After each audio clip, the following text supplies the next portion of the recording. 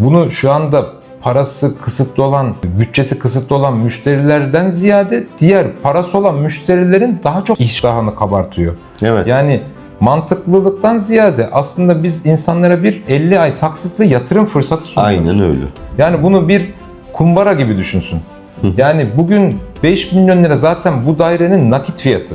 Evet. Biz nakit fiyatına 1,5 milyon lira peşin 50 ay vadeyle satıyoruz.